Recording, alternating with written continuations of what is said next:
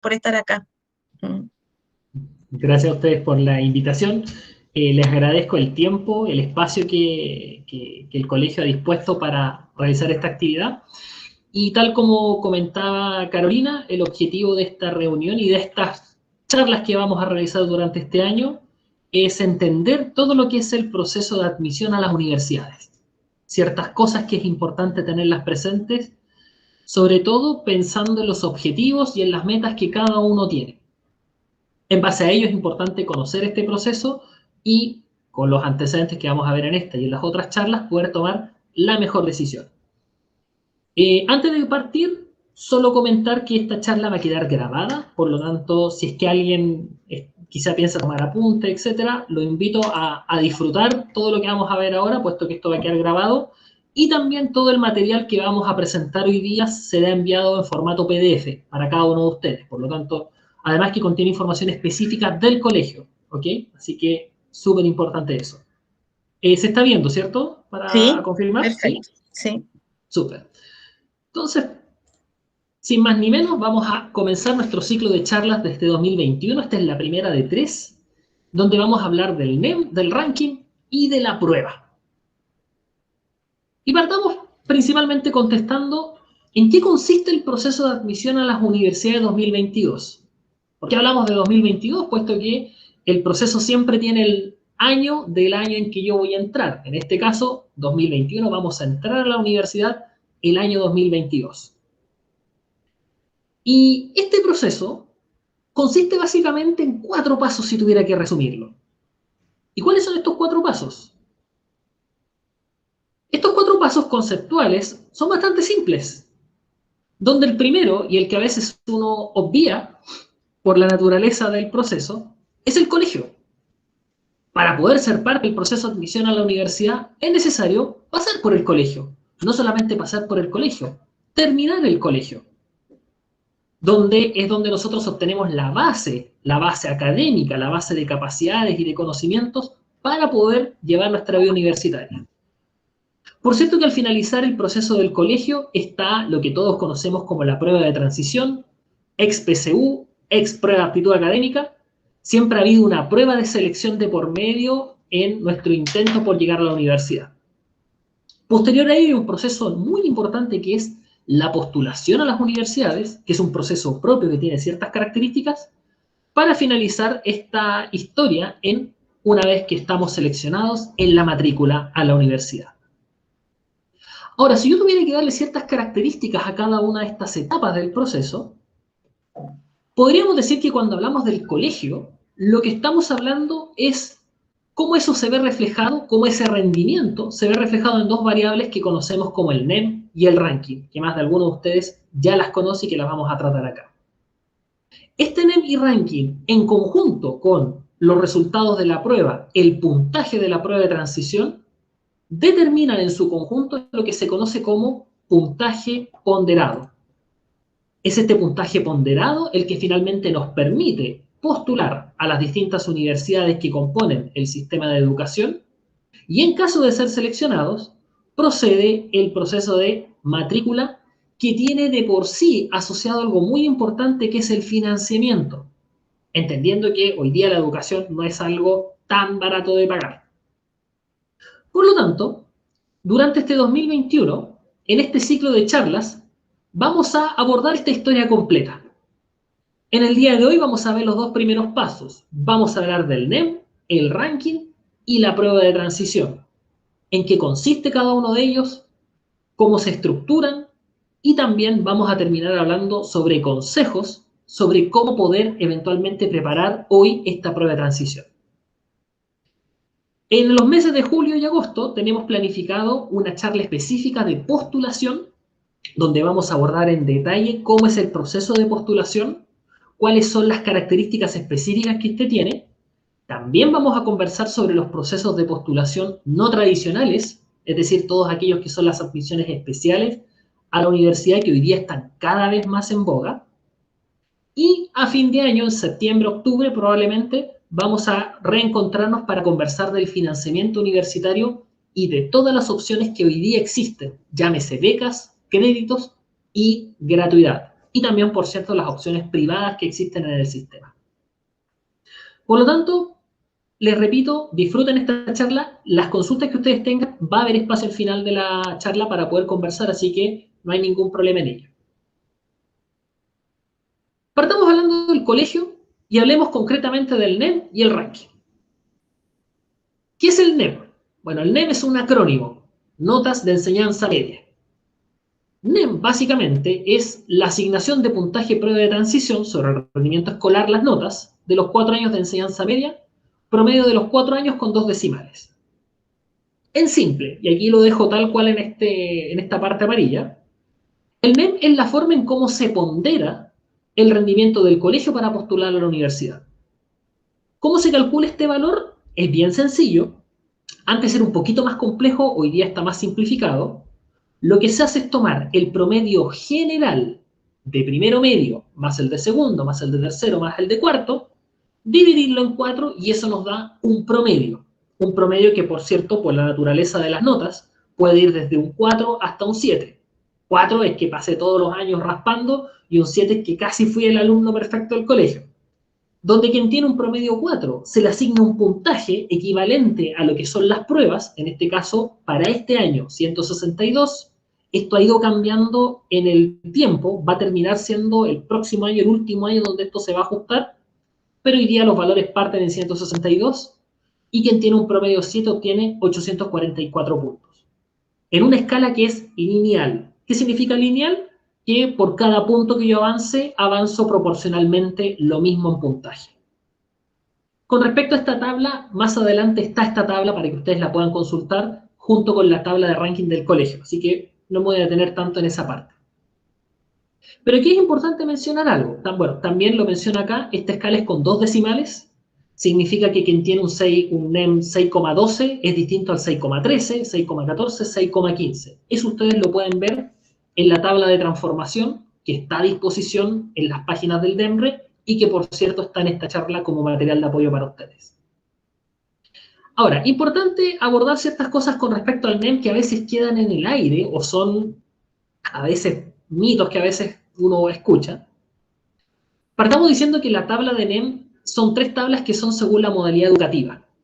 Es decir, vamos a tener un NEM para el grupo A, que es Enseñanza Media Humanista-Científica Diurno, que es el caso de ustedes en Sagrados Corazones. Existe un grupo B que se llama de Enseñanza Media Humanista-Científica de Adultos, lo que usualmente uno conoce como el vespertino, pero en estricto rigor es la educación de adultos, es decir, aquellos que no están dentro del régimen regular de estudios hasta los 17, 18 años. Y tenemos un grupo C que es la enseñanza media técnico-profesional. Pregunta, que siempre sale. NEM, mitos y realidad. Primero, ¿es verdad que le dan más NEM a los técnicos de educación de adultos? Uno siempre escucha eso, ¿no? Mira, ¿sabéis que los que están en colegios técnicos reciben mayor NEM? En estricto rigor, la respuesta es sí. Los NEM, según grupo, son diferentes. Eso es cierto. Ahora, la pregunta que hay que hacerse es, ¿pero qué tan diferentes son? Y aquí presentamos datos reales que son la comparación, mirando las tablas de NEM de los grupos de adultos con respecto al diurno y los técnicos profesionales con respecto al diurno. ¿Cuál es la realidad hoy? La realidad es que efectivamente todos aquellos que están en educación de adultos, en promedio, la asignación de NEM que reciben es mayor, sí, pero en 2,51 puntos, donde la máxima diferencia son 5 puntos. Si comparamos el técnico profesional con el humanista científico, ustedes que están en diurno, efectivamente reciben más, sí, en promedio 1,43 puntos, con una diferencia máxima de 3 puntos. ¿Qué significa esa diferencia máxima? Que si en algún punto de la tabla alguien tiene ustedes, por ejemplo, tuviesen un NEM de 620 puntos, en el caso del adulto, a lo más podría obtener 625 y en el caso del técnico profesional, 623.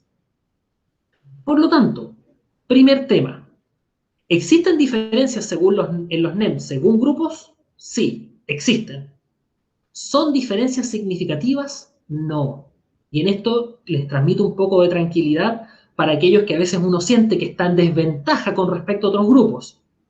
Efectivamente, ¿son tablas diferentes? Sí, pero las diferencias en términos nominales y porcentuales son bastante menores. Por lo tanto, no es un elemento que uno pudiese tomar como crítico a la hora de pensar que algún grupo tiene una ventaja comparativa versus el otro. Segundo punto, y esto yo creo que todos lo hemos pensado cuando uno llega a cuarto medio. ¿Qué tanto puedo subir mi NEM en cuarto medio?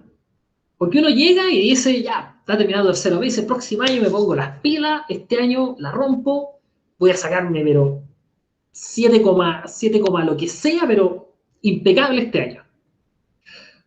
Bien, pero aquí tenemos que tomar un elemento de realidad. Y hay que tener presente que hoy día, cuarto medio, tu NEM ya en un 75% está completo. Recuerden que el NEM es el promedio general de cada año, es decir, lo que nos dio en primero medio, con todos los ramos de primero medio, incluyendo los matemáticas, lenguaje, historia, física, química, biología, artes musicales, inglés, educación física, el promedio general de primero, más segundo, más tercero. Bueno, esas notas ya existen hoy día. Ahora, ¿cuál es la consecuencia de eso? Y eso tiene una consecuencia que aquí la ejemplifico con este caso. La pregunta que uno finalmente se hace, bueno, ¿cuánto podría subir o bajar el NEM en cuarto medio? Miren, les invito a ver dos casos extremos. Supongamos un alumno que tuvo promedio 4 de primero a tercero, todos los años pasando con 4. Se fue de vacaciones a la playa o lo que pudimos hacer este verano con COVID y dijo, ya, ¿sabéis qué? Este año me pongo las pilas, basta de flojera y me voy a sacar puros 7. Y supongamos que se saca puros 7 y pasa con promedio 7. ¿Qué va a pasar en ese caso? Ese alumno que tenía un promedio 4 todos los años de primero a tercero, si saca promedio 7, su NEM va a subir a 4,75, una diferencia de más 0,75 puntos. ¿Qué pasa en el caso contrario? Supongamos el caso extremo. Oye, ¿sabes que me saqué puros 7 de primero a tercero? Y digo en las vacaciones, oye, ¿sabes que ya? Me merezco un descanso, me esforcé todo lo que tenía que esforzarme y me saco puros 4. ¿Paso de curso? Sí, paso de curso, pero me saco puros 4, la nota mínima. Lo que va a pasar es que tu NEM va a bajar de 6 a 6,25. En el inverso del otro caso, va a bajar en menos 0,75 puntos. ¿Qué es lo que les quiero transmitir con esto, chicos? Que hoy día, en cuarto medio, tu NEM se puede mover en un rango que tiene una distancia de 0,75 puntos. Es decir, tiene un rango de movilidad más acotado. Ojo, todos los esfuerzos que tú hagas para tener las mejores notas, claro que son válidos. Es más, hay que hacerlo porque al final, tras la nota no solamente hay una nota, también hay un aprendizaje que créanme que es muy valioso cuando uno estudia en la universidad. El colegio es la instancia donde uno adquiere eso. Pero en términos estrictos, en términos de planificación de los resultados que vamos a tener, hoy día tu NEM se mueve en un rango más pequeño. Es inevitable, es un resultado aritmético. Tal como lo presento acá en esta gráfica, que es solo para que se pueda entender, acá lo que yo tengo es que si mi NEM en primero o tercero está en ese punto, hoy día mi ranking, mi NEM, no puede llegar a ser 7, tampoco va a llegar a ser un 4. ¿Cuánto se va a mover? Una distancia de 0,75, que va a depender, por cierto, de los rendimientos que tengas en el año. Una forma fácil de entender esto es, si tú tienes un NEM hoy día de 6,1, simplemente 6,1 por 3 y súmale un 7 y divídelo en 4. Ese resultado va a ser tu NEM máximo. Y con eso tú vas a poder darte cuenta cuánto es finalmente la variación que tu NEM va a poder tener este año. ¿Por qué hago mención a esto? Porque cuarto medio es un año complejo. Complejo por varias cosas, porque no está saliendo del colegio, porque va a dejar de ver a los amigos que vio durante 12 años quizás, porque el colegio tiene sus propias exigencias, porque estamos en pandemia, porque estamos encerrados, porque las clases son online, y porque hay que hacer preo, y una serie de cosas que se nos suman. Por lo tanto, es inevitable que hay que aprender a dosificar los esfuerzos y aprender a distribuirlos. Y en ese aspecto es importante que ustedes, en su planificación de estudio, tienen que saber que hoy su NEM ya tiene un cierto rango, que nos puede servir para ya empezar a estimar cuál es ese NEM en función de las carreras que queremos a futuro. Pegadito al NEM, existe otro concepto que también mete harto ruido, y que es el famoso ranking de notas. ¿Qué es el ranking? El ranking de notas es la asignación de puntaje prueba de transición. Nuevamente es un puntaje que uno recibe, igual que el NEM, que se aplica sobre el rendimiento escolar, sobre las notas, que expresa la posición relativa del alumno con referencia al rendimiento de su colegio. Esto se hace tomando como referencia el punto medio, nota de control. En simple, nuevamente, lo que intenta hacer el ranking es que los alumnos que están sobre el promedio del colegio se les asigna un puntaje nacional al que obtienen por su propio NEM. Y aquí un par de cositas para empezar a sentar bases. Primero, el ranking siempre es igual o mayor que el NEM. Nunca el ranking es menor que el NEM. Y eso es importante, porque finalmente la duda que va a tener siempre es, ¿yo estaré dentro de los alumnos que reciben un puntaje adicional o no? Puede ser o no puede ser, pero hay algo que es importante. Nunca tu ranking es menor que el NEM. Ahora, otra cosa que no lo escribo acá, pero sí lo menciono. ¿Cómo se calcula el ranking? Cuando partió el ranking, efectivamente la regla es tomando como referencia el rendimiento relativo del colegio. Entonces, cuando se mencionó eso, más de alguno sacó cuentas y dijo, pucha, estoy en un colegio donde tengo promedio 6.2, pero a todos les va bien en este colegio. ¿Qué pasa si me cambio a un colegio con menores notas? ¿Podría mejorar mi ranking? Y sí, efectivamente eso pasó. Ahora, ¿qué es lo que hizo el ministerio hace un par de años para corregir esto? Es que el ranking se calcula proporcionalmente con respecto al colegio donde uno estuvo. El caso más simple, y es el que vamos a abordar acá, es si yo estuve los 4 años en el Sagrados Corazones. Eso implica que mi referencia es el Sagrados Corazones Alameda y por lo tanto con ello yo puedo estimar mi ranking. Pero si por algún motivo yo en primero o segundo medio estuve en otro colegio y me cambié en segundo o tercero al Sagrados Corazones, mi ranking específico va a ser calculado proporcionalmente primero o segundo los años que yo estuve en el otro colegio con respecto a esa realidad y los años que corresponden con respecto al Sagrados Corazones.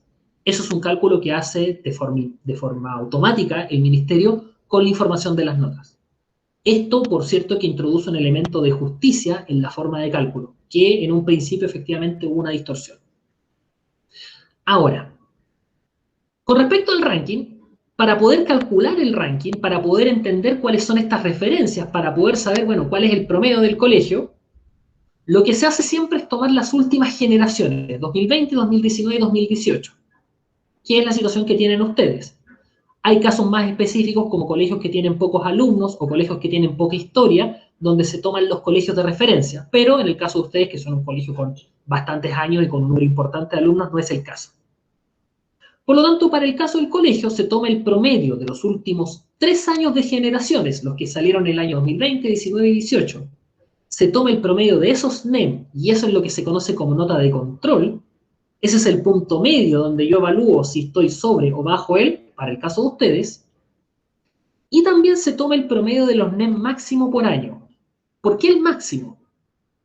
Porque esta escala de ranking a uno le va asignando un puntaje adicional, pero el puntaje adicional tiene un tope. Y ese tope es 850.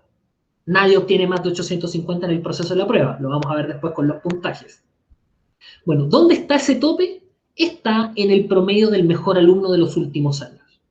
Es decir, si ese mejor alumno tuvo un promedio 6.8, si yo hoy día tengo 6.8 o más, mi ranking va a ser 850. Esas son las reglas del juego del ranking. Ahora, ¿qué es lo que uno le asusta del ranking? Lo que le asusta es, dado que aquí es un factor propio del colegio, uno empieza a sacar cuenta y dice, chuta, pero mi colegio quizás es muy exigente y quizá mi ranking no me favorece, quizá en otros colegios sí favorece. Bien. Pregunta entonces, NEM y ranking, ¿qué tan distintos pueden ser? Y aquí esto netamente tiene que ver con la construcción de la escala de ranking. Y esto lo explico para que se entienda dónde está el factor que es discriminador en términos de si en algunos colegios el ranking es muchísimo mejor que en otros. Porque a veces uno tiende a exagerar esto y dice, sí, pero es que quizá el ranking es el doble o el triple del NEM de uno. Aterricemos la discusión y veamos. Y acá yo tengo 4 colegios. Y en estos 4 colegios, en todos el promedio del colegio es un 5, lo único que cambia es el mejor alumno promedio. En uno tengo un 6,8, en otro tengo un 6,4, en otro tengo un 6 y en otro tengo un 5,5. Lo importante es entender que la escala de ranking depende principalmente del valor del mejor alumno promedio del colegio. Si este alumno, para ponerlo al extremo, si el mejor alumno promedio del colegio tiene promedio 7, la escala de ranking es igual a la de NEM. Veámoslo acá con los gráficos. Acá yo tengo un colegio donde el máximo es 6,8, y si ustedes ven estas dos líneas, la línea de color naranjo es el NEM, y la línea azul es el ranking. Si se fijan, son distintas, sí, pero son casi iguales. Donde lo único que va a suceder en ese colegio es que la diferencia máxima porcentual que se puede dar entre NEM y ranking es de 6,1%. En el caso de un colegio donde el promedio máximo es un poco más bajo, un 6,4, esta diferencia se va acrecentando, puede llegar a ser hasta un 19,2% superior el ranking por sobre el NEM. Si el promedio es 6, esta diferencia se acrecienta a un 35,8, y acá tenemos un caso donde el promedio máximo, y esto es importante y lo voy a repetir, máximo es 5,5, donde la diferencia es 6,4. 64% mayor podría llegar a ser este ranking por sobre el NEM. Por lo tanto, cuando uno ve esto, que esto tiene que ver netamente con la forma de cálculo, uno puede sacar una conclusión y dice, entonces, colegios menos exigentes, colegios de menor calidad, les va a favorecer el ranking. Ojo con ese concepto. Una cosa es que la calidad de los colegios sean distintas, lo cual es verdad, no vamos a no mencionar eso, pero otra cosa tiene que ver con las evaluaciones. Una cosa es que los colegios tengan distinta calidad y otra cosa es que el mejor alumno, eventualmente no haya alumnos que por ser de menor calidad, ese mejor alumno tenga un promedio 5 o 4. De hecho, lo más normal es que los mejores alumnos, con datos hasta el año 2011, que es el último año donde el DEMRE publicó el listado completo de los colegios, el 92,8% de los colegios en Chile tienen a su mejor alumno por sobre el promedio 6. Es decir, la realidad de los colegios es que en general el mejor alumno siempre está por sobre el 6 y siempre está por nota 6, 6,4, 6,5. Por lo tanto, efectivamente, las escalas de ranking son distintas de acuerdo al colegio. Claro que son distintas, eso es una realidad. La pregunta es, ¿qué tan distinto puede ser el NEM y el ranking? Vemos que en la generalidad, que sería este caso de acá el colegio 3, podríamos tener diferencias máximas de hasta un 35% entre ranking y NEM. Importante, efectivamente, pero también se suma otro factor que lo vamos a ver en profundidad en la charla de postulación, antes de pensar si el ranking a uno lo favorece o no. Que el NEM y el ranking dependen principalmente de lo que la universidad quiere. Hoy día tenemos una universidad como la Universidad de Santiago, donde en casi todas sus carreras, me atrevería a decir que en todas salvo excepciones, si es que se me escapa alguna, donde la regla es 10% NEM, 40% ranking. Pero eso es una regla de la Universidad de Santiago. Cada universidad, para cada carrera, es libre, bajo ciertos rangos, por cierto, de determinar las ponderaciones que exige de NEM o ranking. Lo que pasa usualmente en las universidades con un cohorte mayor en términos académicos, o al menos que se entienden como más exigentes, es que todavía tienden a privilegiar la prueba como instrumento. Dato que vamos a revisar, insisto, en profundidad cuando veamos el tema de las postulaciones. Ahora, para llevar todo esto a la realidad de Sagrados Corazones, con datos calculados y trabajados previamente con Carolina en base a la información del colegio, hoy día el mejor alumno promedio entre el 2018 y el 2020 tiene un valor de 6,98. Es decir, esta escala de NEM ranking para el Sagrados Corazones de Alameda es casi igual a la de NEM, con una diferencia porcentual máxima de 1,2. ¿Cómo esto se traduce en la práctica? Veámoslo con un ejemplo sencillo. Supongamos hoy día alguien que tiene un promedio 6 y un 6,4 en Sagrados Corazones, donde ya sabemos que el promedio es 6,17, es decir, un NEM de 6,63, y el mejor alumno promedio tiene 6,98. ¿Cuál es la consecuencia de esto? La consecuencia es que tu NEM Si es una nota 6, va a ser 626 según la escala de NEM, pero tu ranking va a ser igual a 626, es decir, igual a tu NEM. No va a haber ninguna variación. Eso es importante, nunca es menor. Tu base es el NEM. Por lo tanto, cuando yo empiezo a sacar cuentas a futuro, mira, uno dice, pucha, pero quizá en mi caso tendré o no tendré ranking. Por lo bajo, tienes que saber que tu ranking es igual al NEM siempre. Y eso es una buena forma de poder planificar tu estudio. ¿Qué pasa con el alumno que tiene un promedio 6.4, que está sobre el promedio? Va a tener un NEM de 713 y va a tener un ranking que es 713 más 3 puntos, igual a 716. Es decir, ¿existe una diferencia? Sí, pero en el caso de Sagrados Corazones Alameda es una diferencia bastante menor. Podríamos aseverar de que en general la escala, el ranking es casi igual a lo que es el NEM. ¿Es eso bueno o malo? Repito, no es ni bueno o malo porque el NEM y ranking es una de las variables a postular. Todavía sigue siendo una variable preponderante el rendimiento en la prueba. Y por cierto, en ciertos niveles de exigencia a nivel de colegio, eso por cierto que repercute en los resultados de la prueba.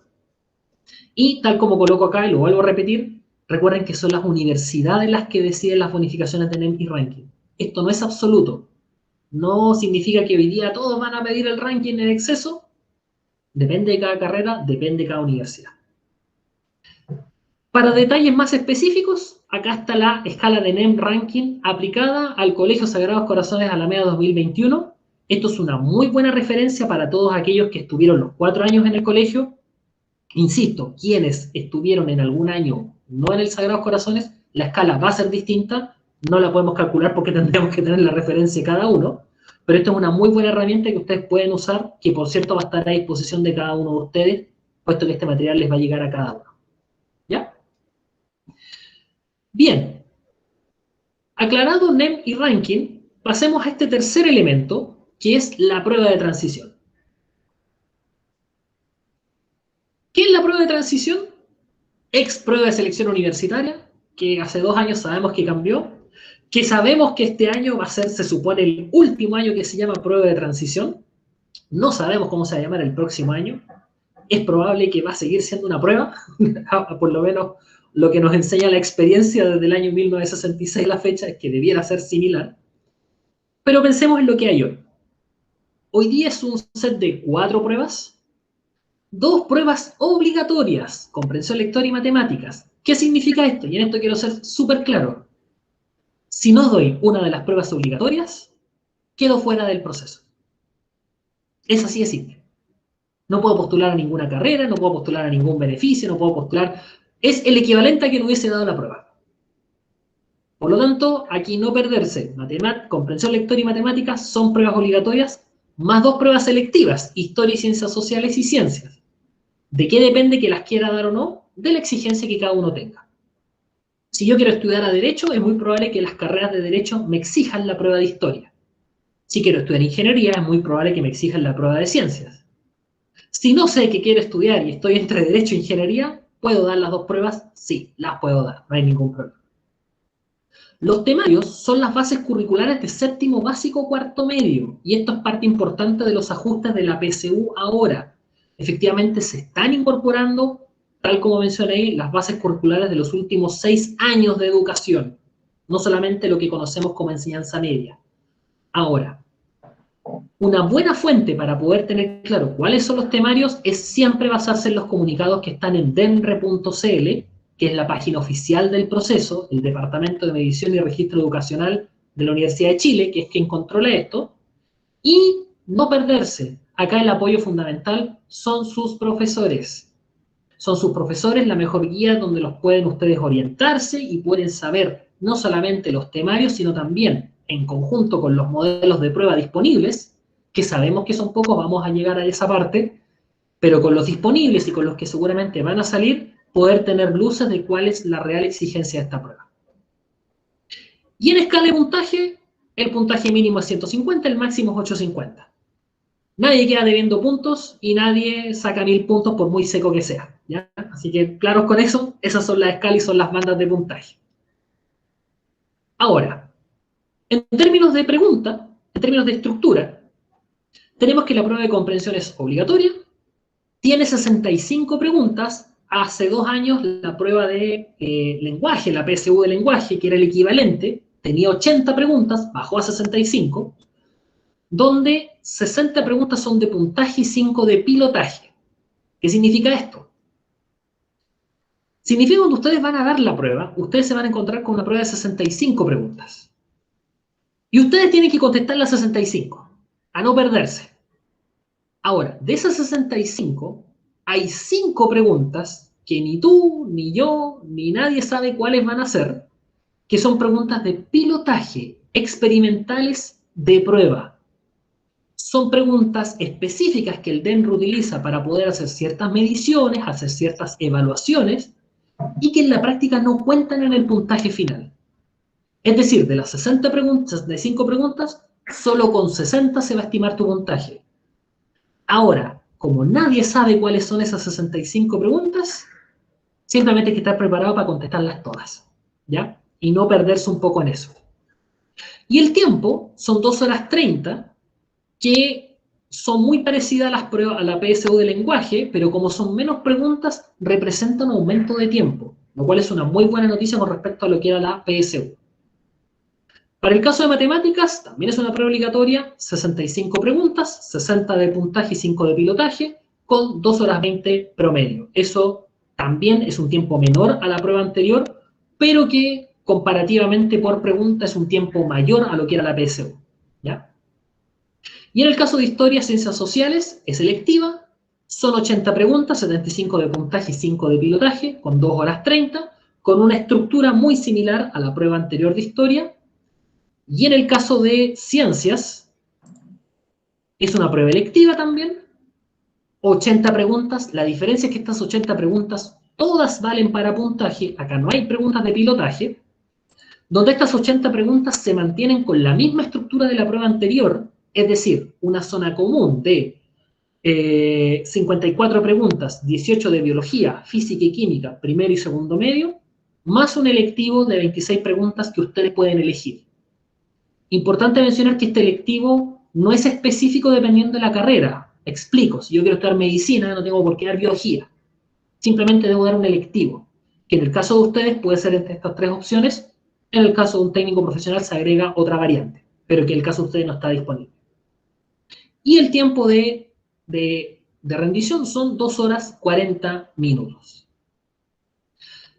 Ahora, algo importante asociado a las pruebas, y que es lo que a uno le importa en casi todas las pruebas, es saber y cómo se calcula la nota, o cómo se calcula el puntaje. Hablemos del puntaje. El puntaje en la prueba es un puntaje que se asigna, es el rendimiento que cada uno tiene en las pruebas, comprensión, matemática, historia y ciencias. Va de una escala de 150 a 850, ya lo habíamos mencionado, nadie debe puntos ni nadie saca 1500 puntos por muy mateo que sea, eso no pasa.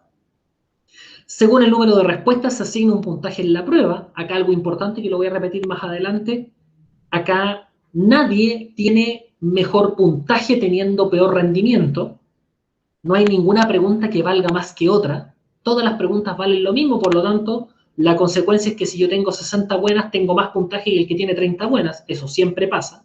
Se respeta ese orden. Pero acá viene algo importante. No es una asignación lineal. ¿Qué significa que sea una asignación lineal? Lo voy a decir súper en simple.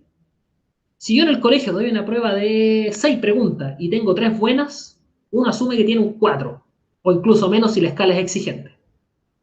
Bueno, esa lógica en la prueba no funciona. Así. Funciona de otra manera. ¿Cómo funciona? Veámosla.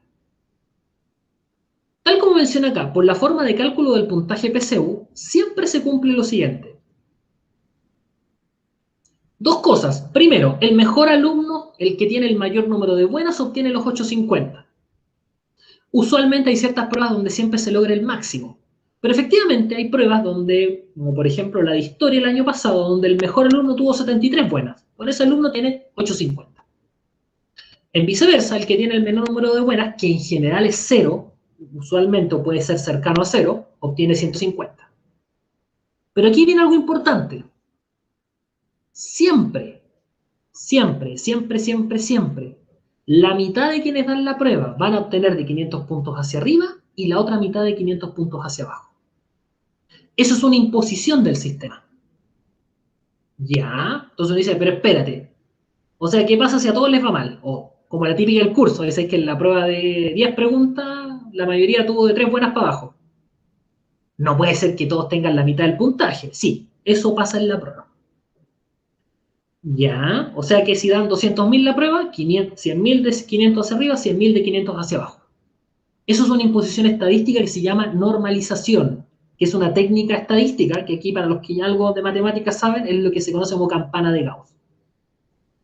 Ahora, importante mencionar que este sistema no es injusto, ojo, porque tal como lo mencioné, el que tiene más buenas tiene más puntaje.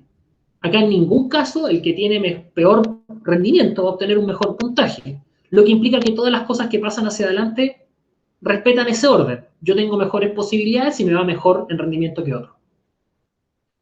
Pero esto uno dice, bueno, entonces, ¿cómo puedo estimar mi puntaje?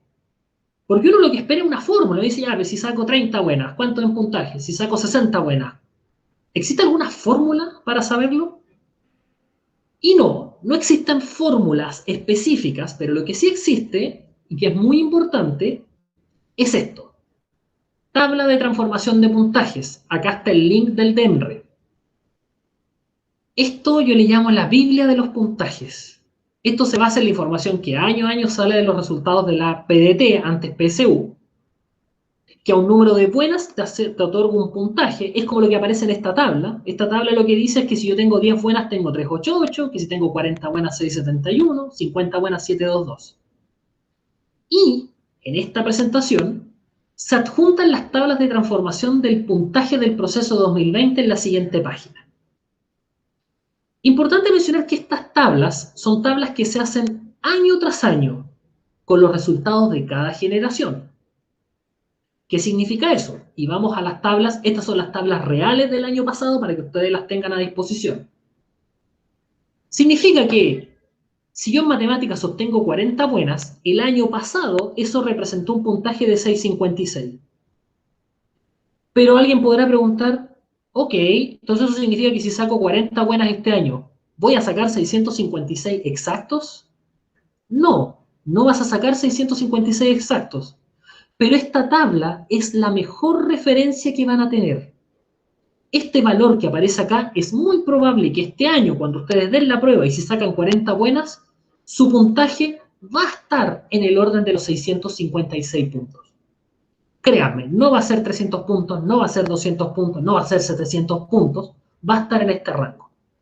¿Por qué? Porque esta tabla guarda relación con los rendimientos a nivel nacional, rendimientos que tienden a ser muy estables en el tiempo. El año pasado teníamos un problema más o menos importante, porque esta tabla funciona súper bien, pero cuando la cantidad de preguntas es la misma. Y el año pasado, ustedes comprenderán que la referencia que se tenía era la PSU del año anterior, que tenía 80 preguntas en lenguaje y 80 en matemática. Bueno, este año por suerte contamos ya con la tabla de referencia del año pasado y lo más normal es que estos resultados se mantengan. Por lo tanto, cuando ustedes deban estimar su puntaje, mi consejo es miren siempre esta tabla. Imprímanla, ténganla en la billetera, que esté bien doblada, en los cuadernos, donde ustedes quieran. Pero cada vez que hagan un ensayo, cada vez que ustedes estimen cuánto debo sacar para 700, 600 puntos, lo pueden encontrar acá. ¿Y por qué es importante esta tabla? Porque de esta tabla salen cosas bien interesantes y que las quiero poner acá. Puntaje versus rendimiento. Uno siempre tiende a pensar que, y dice, bueno, 600 puntos, ¿será tan difícil sacar 600? ¿Será tan difícil sacar 700? La única respuesta a eso es tener súper claro cuántas buenas representa. Entonces, cuando yo miro esta tabla y me pregunto, ¿cuántas buenas necesito para obtener 500, 600 y 700 puntos? Solo mirando esta tabla, me voy a encontrar con cosas bien interesantes, como por ejemplo, que si bien es cierto en comprensión lectora necesito 32 buenas de 65, es decir, un 49% de rendimiento, fíjense en matemáticas. Necesito 15 buenas para obtener 500 puntos, 15 de 65. ¿Qué pasa con 600 puntos? 26 preguntas buenas de 65. ¿Qué pasa con ciencias? Que aquí yo siempre hago el ejemplo y digo, ¿qué pasa si hoy día yo les digo, ya chicos, voy a rifar 600 puntos en matemáticas, vamos a sortear? Y el que se los gana, se los timbro. Ahora yo voy al DEMRE y se ganaron los 600 puntos, no tiene que estudiar nada. Más de alguno saca cuentas y dice, ah, pero 600 puntos de arte, igual es bueno. Mejor no estudio y me los saco los 600 ahora. Fíjense que según la tabla que aparece del DEMRE, para obtener 600 puntos en ciencias se necesitan 40 buenas, 40 de 80. En términos prácticos uno podría decir, ok, típico que en la prueba de ciencia uno siempre como que es menos fuerte en un área. El que va a biología es como que biología le va bien, química más o menos, física como que le cuesta más. El que está en física es como al revés. Como que química siempre es hermano de todos, pero lo digo yo que estoy en carrera científica. Física bien, química más o menos, física, biología como hacia un lado. Si yo necesitara 600 puntos, podría perfectamente decir, ¿sabéis que no voy a contestar nada de un común entero?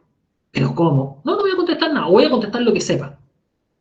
Significa omitir 18. Significa contestar 62. Y que de las 62 me equivoque en 22, me equivoque en un tercio. Y aún así, yo podría obtener 600 puntos. ¿Qué quiero con esto que les quede claro, chiquillos? Que antes de apresurarse en el juicio y decir, no, sabes que en verdad, si para sacar 700 puntos me tengo que matar estudiando, aterricemos esa conversación a cuántas buenas se necesitan. Y cuando yo tengo claro las cantidades buenas que necesito, eso lo empiezo a trabajar en la prueba. Empiezo a decir, ok, necesito 50 buenas. ¿Dónde saco esas 50 buenas? En matemáticas, mira, en número y proporciones me va bien. En álgebra, más o menos. Geometría es donde me cuesta y probabilidad estoy bien. Ah, número y geometría son tantas preguntas del conjunto. Puedo ir trabajando esas partes. Necesito 60 buenas en historia. ¿Dónde está mi problema en historia? Mira, ¿sabes qué típico? Que se me enredan las fechas de la historia de Chile. No sé si estuvo Prieto, Bulnes y Mon. No sé si fue Mon, Bulnes y Prieto. No sé. No sé cuál fue el orden de los presidentes. Bueno, estoy dando un ejemplo. Si fuese el caso, uno puede, en base a esta información, preparar su estudio. Por ello que todo lo que hemos visto hoy día es importante digerirlo, es importante tenerlo presente y que nos sirva en qué? En la planificación de nuestro estudio. Es por ello que para cerrar esta presentación, los quiero invitar a cómo poder preparar la prueba de transición. Y aquí sabemos que hay miles de ofertas. Hoy día los preos casi que nos dicen que tenemos que hacer preo de segundo medio. Ojalá salir de primero básico y empezar a preparar la prueba. Ya. Pero uno lleva harto tiempo estudiando. Si uno lleva casi 11 años estudiando, algo uno sabrá, ¿cierto? Y efectivamente eso es así, créanlo. Pero acá hay algo re importante que entender. Para dar la prueba, se necesitan dos cosas, conocimiento y técnica. Conocimiento. El mejor alumno del Sagrados Corazones Alameda de octavo básico, si da la prueba hoy día, le va a ir mal. Pero si es el mejor alumno. Sí, pero está en octavo. Todavía no aprende ciertas cosas porque no tiene la edad, porque todavía no sabe lo que es una ecuación cuadrática, porque la historia de Chile todavía no llega hasta, no sé, la República Parlamentaria, etc. Obvio que los conocimientos son importantes y es obvio que ahí los preuniversitarios, en las clases, los materiales sirven. Pero hay una parte que todos obvían y que es la técnica. Y es donde la mayoría falla. ¿Y por qué falla? A esto yo le llamo glosario de frases típicas post prueba de transición. Y yo créanme que le he escuchado post PSU, post prueba de aptitud. Yo di la prueba de aptitud, dicho sea paso, en su tiempo. Oye, ¿cómo te fue en la prueba? Uy, me faltó tiempo, si yo me sabía la respuesta, estaba embalado contestando ahí, y de repente, quedan 15 minutos. ¡Oh! No, pero ¿cómo si yo iba? ¿Me las sabía todas? Pero no alcancé. ¿Cómo te fue en la prueba? Pucha, no me pude concentrar, afuera había una constru, estaban con el taladro todo el rato metiendo ruido, no, mal, encima un compadre de hondo en la sala, no se bañaba hace como 6 días, ¿no? Encima no, me comí esa humita estúpida que, no, que la dejó mi tía hace como 3 meses y estaba congelada y me dijeron que se cuidaba, no, sí, todo mal, todo mal. No me puedo concentrar. Y esta es la favorita que yo siempre escucho. Oye, ¿cómo te fue en la prueba? Esto es afuera, el pucho afuera de la prueba. Bien, pues. Contesté 50, pero seguro. Compadre, ahí emparado. 10 minutos después, se subió a la micro, va pensando en la prueba. Parece que me equivoqué en dos más. Después empieza a guasepear con los amigos, llega a la casa. Oye, ¿y contestaste en esta pregunta? Oh, que soy pavo, si era la... Oh, no, tenías razón. Al otro día, ¿cómo te fue? No, no me fue tan bien. ¿Qué falló en los tres casos? Me faltó tiempo, me sabía las preguntas, no me pude concentrar. Tomé una estrategia de respuesta, de contestar y que me di cuenta después que no estaba tan preparado. Lo que falla en los tres casos es la técnica, y la técnica se trabaja. ¿Y cómo se trabaja?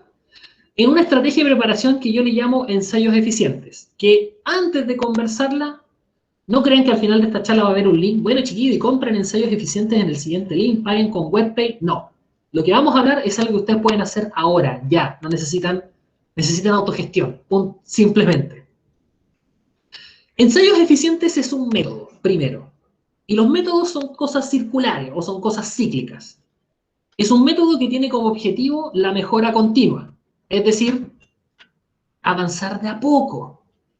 Nada cambia de la noche a la mañana, pero es necesario partir. Es un método que, mediante el registro y el control, les va a permitir, primero, autogestión. ¿Qué duda cabe que hoy día la autogestión es vital? Po? Sobre todo hoy día, que podría yo estar hoy día en la charla y con la cámara apagada y durmiendo, pero yo sé que están ahí escuchando. Y la autogestión va a seguir siendo un elemento fundamental porque hoy día tenemos casi todo al alcance, depende de uno que lo haga. Es un método que les permite detectar los errores, clave en la vida, saber dónde uno la está embarrando, no solamente saber qué es las cosas que uno hace bien, y sobre todo que les permite optimizar sus resultados, no los míos, no los del vecino.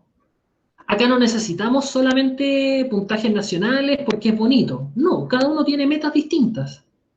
El que quiere estudiar Derecho claramente necesita, o Psicología, necesita resultados distintos que el que quiere Ingeniería o Bioquímica, o el que quiere Medicina, o el que quiere estudiar en una universidad de Santiago o de otra parte, da lo mismo.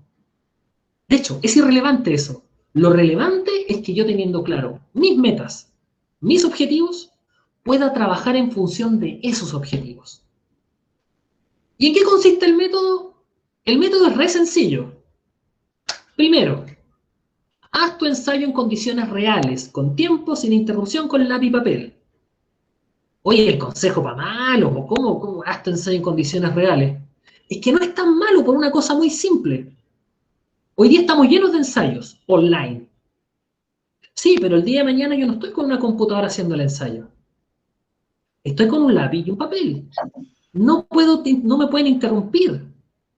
Me tengo que acostumbrar a que si por 2 horas y media están metiendo ruido afuera, no me importe. Que si mi hermano chico se están matando de la puerta para afuera, problema de ellos. Yo necesito focalizarme. Y eso no tiene que ver con el conocimiento, tiene que ver con la práctica. La palabra ensayo, en una de las acepciones que tiene la Real Academia Española, aplicada a los ensayos de actividades de actuación o teatrales, dice que es el equivalente a replicar lo que va a pasar el día de la obra. Cuando uno va a ver los preestrenos, como algo que se haga usualmente en Chile, pero cuando uno ve las películas y hablan del preestreno, el tipo actúa exactamente igual como va a actuar el día oficial, quizá no con la ropa oficial, quizá no maquillado full, pero tiene que hacer exactamente lo mismo. Los ensayos son la mejor forma de acostumbrarse, de tener esa disciplina necesaria que nos permita concentrarnos, abstraernos del resto y también poder mejorar nuestros tiempos. No me alcanzó el tiempo. Créanme que si ustedes hacen el ensayo en condiciones reales con tiempo, van a darse cuenta como antes, las 65 preguntas que se demoraban, no les alcanzaba el tiempo, después les va a empezar a alcanzar y después quizás hasta les va a sobrar para volver a hacerlas algunas. Eso es práctica. Pero no solo hay que practicar, porque practicar por practicar no tiene ni un sentido. Segundo, revisen el ensayo con las claves disponibles. Todos los ensayos siempre en la parte de atrás dice cuáles son las buenas y las malas. Y uno siempre en su soberbia dice, no, es que yo revisé y está malo. Usualmente están bien. Yo cuando di la prueba hace años atrás, muy choro, creía que había una pregunta que estaba mala. Me fui convencido que estaba mal y después a mitad de ingeniería en la Chile primer año me di cuenta que el pajarón era yo y que la pregunta estaba bien hecha. La volví a ver y en un segundo se me ocurrió la respuesta. ¿Ya? Las claves siempre están bien en general. Pero acá es importante. Vean cuáles son las buenas totales y cuáles son las buenas por ítem. Empiecen a autoconocerse. ¿Soy bueno en la prueba de lenguaje en los textos? ¿En qué tipos de textos soy bueno? Porque hay distintos tipos de textos. En matemáticas, ¿es geometría o álgebra mi problema? ¿Dónde es lo que a mí más me cuesta? ¿Qué es lo que mejor hago? Si esto lo hiciéramos como el ejemplo del doctor, cuando uno va al doctor, ¿qué es lo que hace el doctor? Va y le dice, vaya a hacerse exámenes. Porque los exámenes son la forma en que después él dice, a ver, vamos a ver su diabetes. Ah, estamos súper bien con la glucosa, pero estamos mal con el colesterol. Algo pasó. Bueno, hoy día ese doctor son ustedes, el paciente son ustedes, y los exámenes son estos ensayos. Son la mejor oportunidad para que ustedes empiecen a focalizar su estudio. Hoy día no puedo perder tiempo estudiando lo que ya sé. Tengo que empezar a concentrarme en las cosas que no sé. Porque créanme, los 11 años de estudio han valido la pena. Uno siempre los desmerece y dicen, sí, ¿qué? Sí, puro tonteando en el colegio. No, créanme que uno aprende, y aprende harto. Es lo que más le queda a uno, de hecho. Y en tercer lugar, cuando terminen este ensayo, por favor no lo agarren, lo dejen en el sillón ahí en el escritorio y nunca más lo vean. Las malas vuelvan a hacerlas a modo de guía. ¿A qué me refiero como guía? Cuando uno hace un ensayo, uno tiene que estar obviamente sentado, concentrado, sin pedirle a nadie ayuda. Terminen el ensayo y las malas, piden ayuda a un compañero, conversen con un profe, Julio profe en internet, no sé, elijan la opción que quieran. Pero lo importante es que cuando uno hace las malas, cuando uno corrige los errores, aumenta la capacidad de iniciativa para observar, indagar y rectificar. Se trata de aprovecharlos para avanzar en la adquisición de conocimientos. Lo digo así en simple. ¿A quién no le ha pasado ese minuto en que uno dice, de veras que soy? Complete la oración. Sí. No era así, era de otra forma. Da la impresión que en el cerebro es como que esas dos neuronas que estuvieron todo el rato pegándose separadas, ¡pum! Se juntaron. Y da la impresión que nunca más se sueltan. Para eso tiene una explicación científica. Seguramente la gente de apoyo del colegio les podrá hablar más de eso. Pero efectivamente es un proceso neuronal que uno tiene. Cuando uno se da cuenta de los errores, logra solidificar ese estudio y logra avanzar en la adquisición de conocimientos y en hacer que estos resultados que uno está buscando sean mejores. Básicamente lo que les digo es un ciclo que consta de practicar, medir, detectar, mejorar. Pero no lo suelten, no solo practiquen, vean en qué están bien, vean en lo que están mal, corrijan lo que está mal, pidan la ayuda a quien quieran, hagan toda la trampa que quieran en la corrección. Pero eso después lo lleva a un ciclo continuo.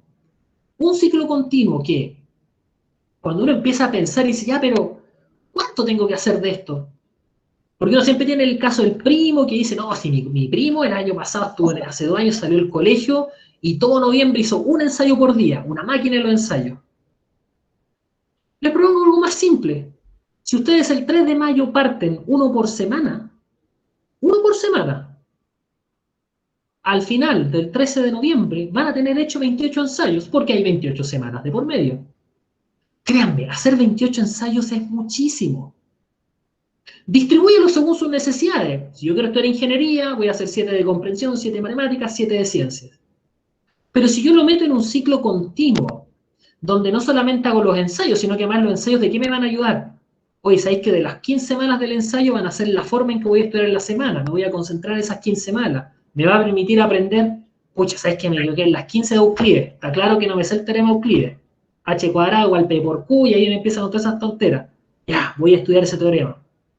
Cuando uno usa los ensayos para tu estudio, lo que empieza a pasar es que se empiezan a dar las claves de este método. Una, el autoconocimiento. Empiezo a saber dónde estoy bien, dónde estoy mal, qué es lo que debo estudiar, qué es lo que no debo estudiar. Es súper importante corregir lo que uno hace bien o que hace mal, y también darse cuenta que a veces uno hace cosas bien de forma automática y no se da ni cuenta. A cuadrado más B cuadrado igual C cuadrado, teorema de Pitágoras. Resulta que en la prueba que hacen, en vez de ponerte A y B como los catetos y C la hipotenusa, te colocan las letras al revés. Entonces uno llega y dice, A cuadrado más B cuadrado igual C cuadrado. Error, me equivoqué. Importante el autoconocimiento. Segundo, la constancia. Y la constancia tiene que ver con el tiempo.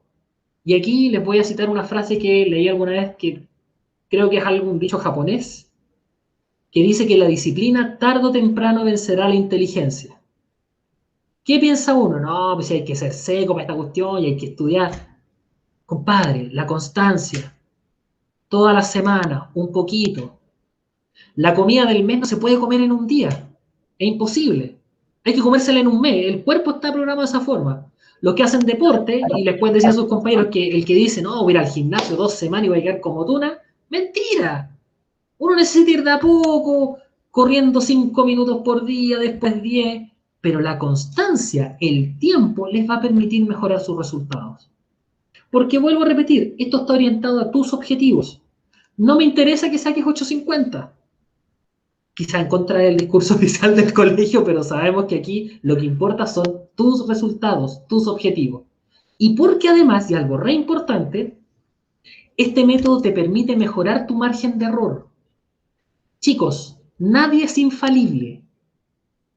Los que son puntaje nacional, y yo les aseguro que cuando salen de la prueba, esos más los que se equivocaron en una o dos, esos de los 100 que sacan, 200 que sacan puntaje nacional, tras de eso deben haber unos 1000 que llegaron a su casa diciendo, papá, me fue pero impecable, soy puntaje nacional. Y se quedaron esperando que los llamara el ministro de Educación o que los llamara alguien diciéndoles que salieron puntaje nacional.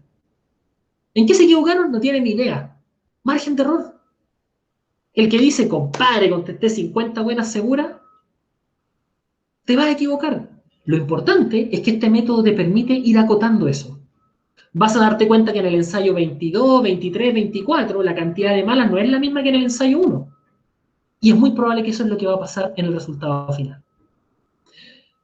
Por lo tanto, espero que hayan disfrutado de esta charla. Sabemos que es harta información, pero por eso que esto queda grabado, queda el material en PDF para todos ustedes. Y por cierto, nos estaremos viendo para ver otros temas re importantes como la postulación y el financiamiento. Muchísimas gracias por su atención. Cedo la palabra si es que hay alguna duda, consulta, pregunta. Aprovecho de tomar agua un poco antes de perder la hoja. Consulta, chiquillos. Si hay alguna duda, pregunta.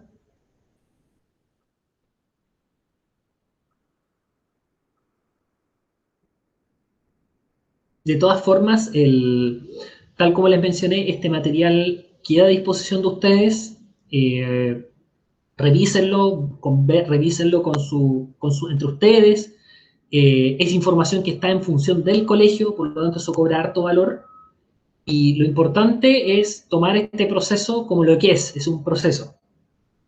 La vida universitaria no es muy distinta y la vida en general no es muy distinta a un proceso. Hay que ir de a poco, hay que ir avanzando paso a paso, piano a piano, pero los resultados se ven. Micaela, tenemos una consulta, manito levantado. Sí, que yo primero quería decirle obviamente gracias porque fue como súper como buena su charla. De hecho, yo soy una persona que no quise como mucho involucrarme como en este tema porque me daba como miedo así. Y de hecho quedé como un poquito atrás como con muchas amistades porque siempre es típico que te preguntan así como qué quieres estudiar y así. Yo no tengo idea, no he visto eso todavía. Y no sé, súper explicativa de la charla. De hecho, que es súper clara y yo solamente quería preguntarle si es que usted conoce alguna página donde yo pueda hacer ensayos como que no sea como pagada o algo así, como una página buena. A ver, gracias por los comentarios. Tocaste algo que lo encuentro súper importante y que lo hablo harto en la charla de postulación, pero creo que es pertinente mencionarlo. Qué bueno que tengas claro lo que quieres estudiar. Y por favor, chiquillos, sáquense todos de la cabeza esta cosa como de, pucha, pero es que no sé lo que quiero estudiar. Créanme que yo tengo 36 y hay cosas que todavía me cuestiono de si las voy a hacer o no las voy a hacer. Así que con carrera y todo es parte del vivir humano. El cuestionarse, el no tener claridades sobre lo que uno eventualmente quiere o no quiere hacer. Eso no es problema. Y de verdad lo digo, ¿por qué? Porque lo fundamental es aprovechar las cosas que están pasando ahora. Y lo que está pasando ahora es el colegio, que es una instancia única en la vida. Yo creo que uno siempre escucha esto de lo típico de los papás, que si ya volviera al colegio y no sé qué, así como... Pero sí, saben que es verdad. O sea, uno cuando después de los años se pucha el colegio, qué época más bella, se junta todavía con sus compañeros, juega a la pelota, etc. Pero también eso implica que hoy día es la instancia de aprender, y eso hay que aprovecharlo. Y también es la instancia de dar esta prueba, por lo tanto tenemos que preparar esta prueba. ¿Para qué? Para eventualmente poder estudiar lo que uno quiera. Por lo tanto, no tener claridad es algo absolutamente normal y que al revés nos debiera ser una forma de poder ir nosotros irnos cuestionando qué es lo que quiero, qué es lo que necesito y sobre todo ir viendo áreas, ir viendo las cosas que me gustan, las cosas que no me gustan, no solo las que uno es bueno, ojo. Caso personal, yo estuve en un colegio industrial y estudiaba dibujo técnico y por lo mismo era lógico ser arquitecto porque el dibujante técnico hace planos y créanme que cuando vi que los arquitectos el primer año tiran puras rayas, no era lo mío, claramente. Y cuando pasé por el ramo de maqueting con todos los dedos cortados, créanme que me di cuenta en ese minuto que no era lo mío. Así que eso es normal. Y con respecto a los ensayos, la técnica que acabo de plantear plantea algo súper importante. Los ensayos en condiciones reales tienen que ser ensayos impresos. Acá, desafortunadamente, voy en contra de la huella de carbono del planeta, pero sí, hay que imprimirlo, hay que tener una buena impresora, una o dos resmas que nos permitan imprimir. ¿Dónde encontrar esos ensayos? Primero la página del DEMRE, demre.cl. Hoy día lo que tenemos, y ahí también tenemos un problema este año, que es verdad, es la cantidad de información, porque esta prueba es nueva, ¿ok? Por lo tanto, uno dice, chuta, ¿qué información oficial tengo? Tengo el modelo de la prueba del año anterior, publicado en la página del DEMRE. Muy probablemente a mitad de este año se van a publicar las pruebas que se ejecutaron a fines del año pasado, por lo tanto vamos a tener 2 modelos de prueba. Y lo demás es información que está en páginas como Puntaje Nacional, Educar Chile, y así diversos sitios donde uno basta con que en Google haga una búsqueda y pueda encontrar. Lo importante es practicar. En el caso de Historia y Ciencias, los ensayos de la PSU sí son válidos para efectos de practicar. Es claro que hay ciertos contenidos que no se van a evaluar, pero no hay una pérdida de generalidad en poder hacer esos ensayos. Y en el caso de lenguaje y matemáticas, recomiendo ir a las páginas oficiales, y si no es suficiente en términos de cantidad, también es bueno eventualmente hacer ensayos de la PSU, partiendo por los modelos que siempre tiene el DEMRE. ¿Por qué? Tiene que ver principalmente con el grado de dificultad. Una vez, lo digo, yo hice clases de muchos años de física y matemática, y en física, que es como el terror de la fórmula, existe fórmula para todo. Posición inicial, y uno esa posición como papagayo se las aprende, y resulta que un chico me dijo algo muy cierto. Profe, usted me preparó una prueba mucho más difícil de lo que era. Yo llegué y fui a ver gráficos. Efectivamente es cierto, la forma de preguntar en la prueba oficial, a veces es bastante distinta a lo que se evalúa en ciertos ensayos. Por eso es pertinente, como primera fuente, www.demre.cl y poder hacer eventualmente los ensayos que uno pueda encontrar y que ya estén disponibles de esta nueva prueba. Antonia. Bueno, hola. No, ya. ¿Me escucha, cierto? Sí. Hola. Sí, súper. Es que yo iba como a preguntar, porque el año pasado conversé con harta gente, o este año, a principio de año, que dio la prueba.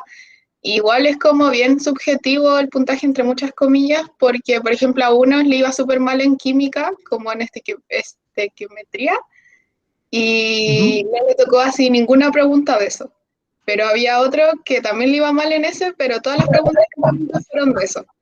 Entonces, igual como que es bien raro así, o sea, como que no entra la misma cantidad de materia en todas las pruebas, entonces igual es como raro.